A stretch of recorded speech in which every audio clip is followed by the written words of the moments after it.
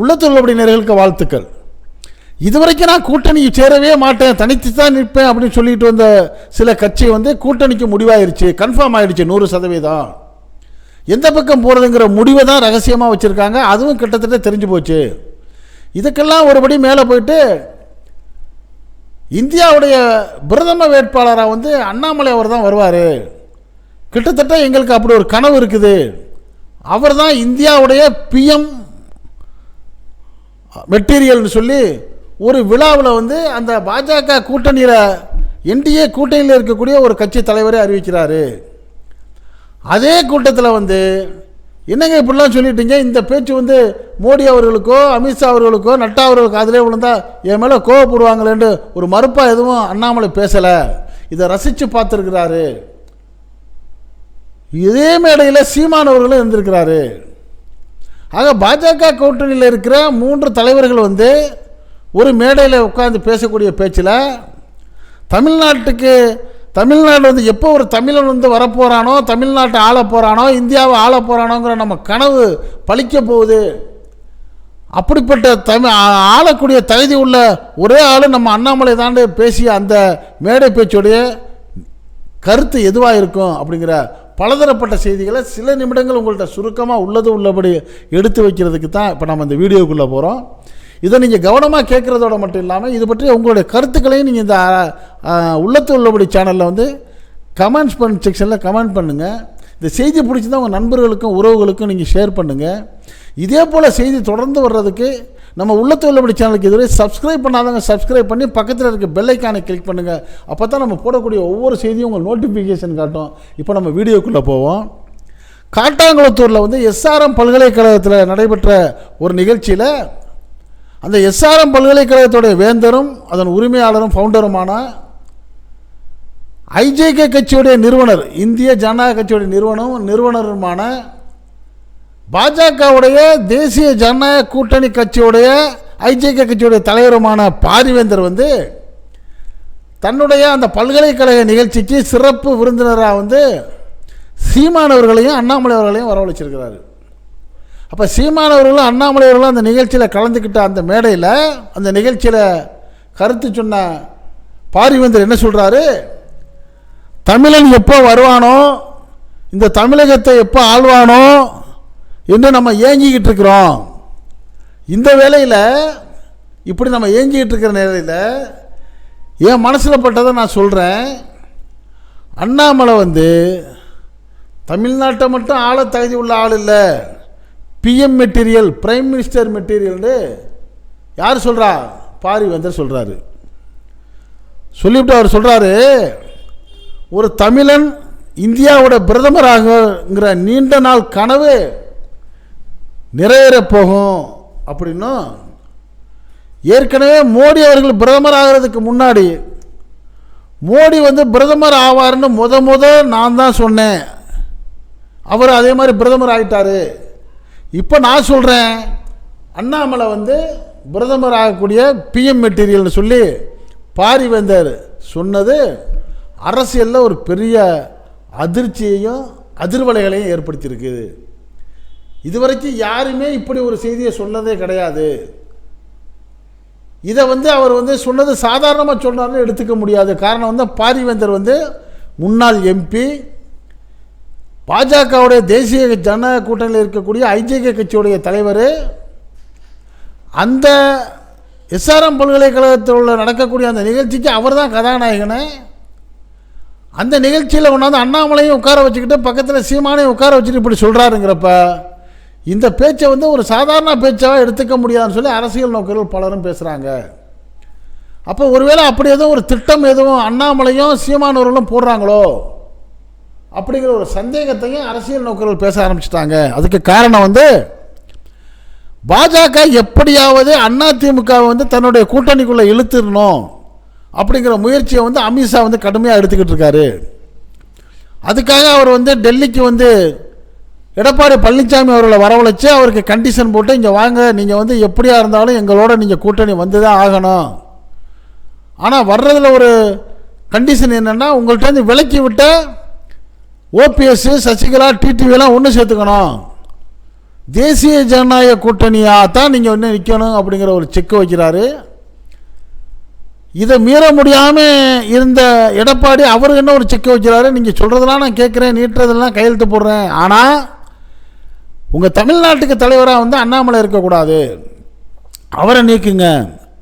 இல்லை அவர் நீக்க முடியலையா, குறைஞ்சபட்சம் தேர்தல் கூட்டணி உடன்பாடு பற்றி பேசுகிறப்ப அந்த கூட்டத்திலையாச்சும் அண்ணாமலை இல்லாமல் பார்த்துங்க அப்படிங்கிற ஒரு செக்கை இவர் வைக்கிறாரு.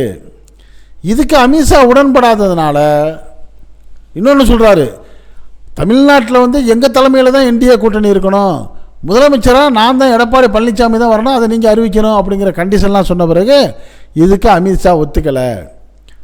அந்த ஒத்துக்காமல் இருந்ததுனால தான் தமிழ்நாட்டுக்கு வந்த எடப்பாடி பழனிசாமி அவர்கள் எதுக்குங்க நீங்கள் டெல்லிக்கு போனீங்கிறப்ப நாங்கள் டெல்லியில் வந்து கட்டடத்தை பார்க்க தான் போனோம், எங்கள் அதிமுக தலைமை அலுவலக கட்டடத்தை பார்க்க போனோம், அப்படியே சும்மா ஒரு அப்பாயின்மெண்ட் கிடைச்சி ஒரு அமித்ஷாவை பார்த்தோம். ஆனால் அமித்ஷாவை பார்த்து நாங்கள் அரசியல்லாம் பேசலையே, நாங்கள் வந்து என்ன பேசுகிறோம், தமிழ்நாட்டுடைய நலன்களை தான் பேசுகிறோம், வர வேண்டிய நிதிகளை கொடுங்கன்னு சொன்னோம், இந்த இருமொழி கொள்கையை போதும், இந்த மாதிரி தமிழ்நாட்டு நலன்களை பேசணும்னு இங்கே சொன்னார். இதை கேட்டவுடனே தான் அமித்ஷா கோவமாயிட்டு என்ன பண்ணிட்டார், என்ன எங்கிட்ட ஒரு மாதிரி பேசிட்டு அஞ்சு மாதிரி ஒரு மாதிரி சொல்கிறான்ட்டு அவர் போட்டு உடைச்சிட்டாரு.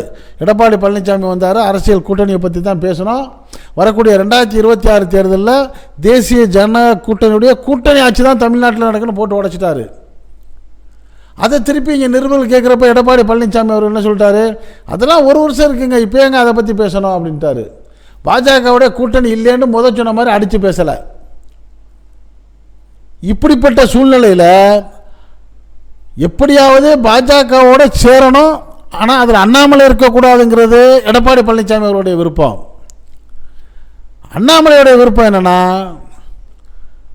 எப்படியாவது நம்ம வந்து அதிமுகவோட கூட்டணி வைக்கவே கூடாது, அப்படி ஒருவேளை கூட்டணி வச்சா அந்த கூட்டணியில் வந்து பொதுச் செயலாளராக எடப்பாடி இருக்கக்கூடாதுங்கிறது அண்ணாமலையுடைய திட்டம்.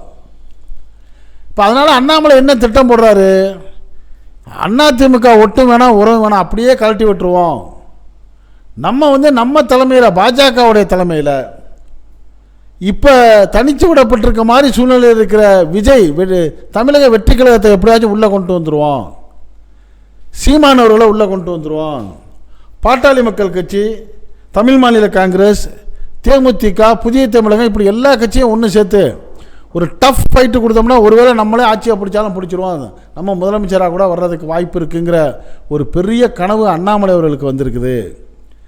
இந்த கனவை நிறைவேற்றுறதுக்கு தான் தனக்கு தோழனா, சங்கினால சக தோழன் சொன்னாருங்கள்ல சீமான் அவர்கள், அந்த தோழனை சேர்த்துக்கிட்டு தான் இப்போ எல்லா நிகழ்ச்சிகளுக்கும் போக ஆரம்பிச்சிட்டாங்க. பேருக்கு ஒரு பல்கலைக்கழக நிகழ்ச்சினாலும் இவங்க அதில் பேசக்கூடிய பேச்சு பூரா அரசியல் பேச்சாக தான் இருக்குது. அதில் யாருமே எதிர்பார்க்காத ஒரு பேச்சாக தான் இந்த எஸ்ஆர்எம் பல்கலைக்கழகத்துடைய வேந்தர் பாரிவேந்தர் பேசின பேச்சு தான் இப்போ அதிர்ச்சியாக இருக்குது. என்ன அதிர்ச்சி, அண்ணாமலை வந்து ஒரு பிரைம் மினிஸ்டர் மெட்டீரியல்னு அவர் சொல்லிட்டாரு. இப்போ ஏன் இப்படி சொல்கிறாரு, இப்போ பிரதம மந்திரியாக வந்து மோடி அவரில் இருக்கிறாரு, இவரை ஏன் சொன்னாருங்கிறப்ப ஒரு சிலர் என்ன சொல்கிறாங்க, ஆர்எஸ்எஸ் உடைய எழுதாத சட்ட விதிகள் படி 75 வயதுக்கு மேலே ஒருத்தர் வந்து பிரதம மந்திரியாவோ உயர் பதவியிலே இருக்க முடியாது, அப்படி சொல்லித்தான் ஏற்கனவே அத்வானி போன்றவங்களெல்லாம் வந்து அந்த இடத்துக்கு வர விடாமல் தடுத்தாங்க. வரக்கூடிய 2025 செப்டம்பர் மாதத்தோட நரேந்திர மோடிக்கு 75 வயது நிறைவு பெறதுனால அவரை வந்து ஆர்எஸ்எஸ் வந்து அந்த பிரதமர் போஸ்ட்டில் வைக்காது. அப்போ மீதமுள்ள காலத்துக்கு வந்து புதிய ஆளை நியமனம் பண்ணுறப்ப அதுக்கு பொருத்தமான ஆளாக நம்ம தமிழ்நாட்டிலேருந்து ஒருத்தரை கொண்டு போய் வச்சுருவோங்கிற ஒரு சதித்திட்டம் நடக்குதோ இந்த இவர் அப்படிங்கிற ஒரு சந்தேகம் இந்த எஸ்ஆர்எம் கல்லூரி பாரிவேந்தர் பேச்சிலேருந்து தெரிய வருதுன்னு சொல்லி ஒரு சிலர் சொல்கிறாங்க. அது நடக்குதோ நடக்கலை, எப்படியாவது நம்ம தமிழ்நாட்டுக்கு குறைஞ்சபட்சம் முதலமைச்சராவது ஆயிடுவோம் அப்படிங்கிற அந்த பெருங்கனவுல தான் அண்ணாமலை வந்து இந்த பாஜக, தமிழக வெற்றி கழகம், நாம் தமிழர் கட்சி, பாட்டாளி மக்கள் கட்சி, தமிழ் மாநில காங்கிரஸ், தேமுதிக, புதிய தமிழகம் எல்லாத்தையும் ஒன்று சேர்த்து நம்ம ஒரு ஆட்சியை பிடிச்சிடலாங்கிற கனவுல இவர் இருக்கார். ஆனால் அதே சமயம் அந்த பக்கம் வந்து அதிமுக என்ன பண்ணுது, நம்ம எப்படியும் இந்த விட்டுறக்கூடாது, யாரை நாம் தமிழர் சீமானை நம்ம விட்டுறக்கூடாது, அவரை எப்படியுமே பிடிச்சி கோத்து கொண்டுட்டே போகணுங்கிறதுக்கு தான் நாம் தமிழர் கட்சி சீமான் அவர்கள் வந்து அதிமுக தாக்கி பேசவே இல்லை, அதிமுக வந்து நாம் தமிழர் சீமான் இதுலேயுமே தாக்கி பேசவே இல்லை. சமீபத்தில் சீமான் விஜயலட்சுமி விவகாரத்தில் நிருபர்கள் பலரும் பல மாதிரி சீமானை தாக்கி பேசினாலும் நிருபர்கள் வந்து எடப்பாடி பழனிசாமிகிட்ட கேட்குறப்பெல்லாம் அவர் ஒரே பதில் தான் சொன்னார், ஏங்க இது சீமானுடைய பர்சனல் மேட்ருங்க, இதை ஏங்க பேசிக்கிட்டே இருக்கிறீங்க, அப்படிலாம் பேசாதீங்கன்னு சொல்லி ஒரு சாஃப்ட் கார்னராக சீமானுக்கு பேசினார் எடப்பாடி பழனிசாமி அவர்கள். காரணம் வந்து நம்ம சீமானை பாய்ச்சிக்கக்கூடாது, எந்த சூழ்நிலையும் அவர் நம்ம கூட வர்றதுக்கான வாய்ப்பு இருக்குங்கிற ஒரு எதிர்பார்ப்போடு எடப்பாடி பழனிசாமி அவர்கள் இருக்கார். ஆக நாட்டில் வந்து இப்படி ஒவ்வொருத்தரும் ஒவ்வொரு கணக்கு போட்டுக்கிட்டு இருக்கிறப்ப திராவிட முன்னேற்ற கழகம் அதோடைய அந்த கூட்டணி கட்சியில் வந்து ஒருங்கிணைச்சி வச்சு ஸ்ட்ராங்காக பெல்ட்டு போட்டு பெவிக்கால் போட்டு ஒட்டின மாதிரி ஒட்டிட்டாங்க. ஒருவேளை அந்த விடுதலை சிறுத்தைகள் கட்சி அதை விட்டு போயிருமோ அப்படிங்கிற சந்தேகம் கிளப்பி வந்த நிலையில் அதுக்கெல்லாம் வாய்ப்பு இல்லை ராஜா. நாங்கள் வந்து உறுதியாக வந்து இந்த இந்தியா கூட்டணி தமிழ்நாட்டில் வந்து திமுக தலைமையிலான கூட்டணியில் தான் இருக்கிறோன்னு திருமாவளவன் ஸ்ட்ராங்காக அறிவிச்சிட்டாரு. இதுக்கெல்லாம் ஒருபடி மேலே திமுக தலைவருடைய நடவடிக்கைலாம் வந்து மிக சரியாக இருக்குதுங்கிறத எடுத்துக்காட்டுற மாதிரி இந்த நம்ம ஆளுநர் RN ரவி அவர்களுக்கு வந்து உச்சநீதிமன்றம் ஒரு கொட்டி தீர்ப்பு சொல்லியிருக்குங்கள்ல, இது வந்து முத்தமிழ் அறிஞருக்கு டாக்டர் கலைஞருடைய மகன் மு.க. ஸ்டாலினுக்கு இன்னும் ஒருபடி மேலே ஆர்வத்தை கொடுத்துருக்குது. அவர் எடுத்த முயற்சியெல்லாம் வெற்றி பெறுதுங்கிற மாதிரி. இதுவரை எந்த ஒரு கவர்னரையும் இப்படி ஒரு உச்சநீதிமன்றம் கொட்டியதில்லை. அதனால் தமிழக அரசு அனுப்பிய அந்த 10 தீர்மானங்களையும் கவர்னர் நீ என்ன ஒப்புதல் கொடுக்குறது, நான் ஒப்புதல் கொடுக்குறேன்னு சொல்லி சுப்ரீம் கோர்ட் இன்றைக்கி அறிவித்தது கவர்னருக்கு கிடைச்ச சாட்டை அடி மாதிரி. உண்மையிலே அந்த கவர்னருக்கு வந்து தன்மானம்னு ஒன்று இருந்தால் ரிசைன் பண்ணிட்டு போயிடணும்னு சொல்லி எல்லா அரசியல் நோக்கர்களும் சொல்லக்கூடிய சூழ்நிலையில் அதை RN ரவி செய்வாரா, இல்லை மேற்கொண்டு ஏதாவது புதிய வழியில் குடைச்சல் கொடுக்கறதுக்கு இங்கே முயற்சி பண்ணுவாரா, அடுத்த கட்ட தமிழக அரசுடைய நடவடிக்கை எப்படி இருக்குங்கிற எதிர்பார்ப்பெல்லாம் ஒரு மாதிரியாக இருக்குது. இப்படி 4 முனை போட்டியாக 4 பக்கம் நடக்கக்கூடிய சூழ்நிலையில் எதுவும் எப்படி வேண்டாலும் நடக்கும் அப்படிங்கிற ஒரு எதிர்பார்ப்பு அரசியல் நோக்கர்கள்ட்ட இருக்குது. இது பற்றிய உங்களுடைய கருத்துக்களை நீங்கள் இந்த உள்ளத்தில் உங்களுடைய கமெண்ட் பாக்ஸில் கமெண்ட்ஸ் பண்ணுங்கள். இந்த செய்தி பிடிச்சிருந்தா இதுக்கு ஒரு லைக் கொடுங்க, உங்கள் நண்பர்களுக்கும் உறவுகளுக்கும் ஷேர் பண்ணுங்கள். இதே போன்ற செய்திகளை நாட்டில் 4 பக்கம் நடக்கக்கூடிய செய்திகளை எந்த விதமான இடைச்சல்களும் இல்லாமல் உள்ளது உள்ளபடி அப்படியே கொண்டு வந்து உங்கள் வீட்டுக்குள்ளே 4 சுவர்களுக்குள்ளே உங்களுக்கு கொண்டு வந்து சேர்க்கக்கூடிய நம்ம உள்ளத்து உள்ளபடி சேனலுக்கு இதுவரை சப்ஸ்கிரைப் பண்ணாதவங்க சப்ஸ்கிரைப் பண்ணுங்கள். மறக்காமல் பக்கத்தில் இருக்க பெல் ஐக்கானை கிளிக் பண்ணுங்கள்.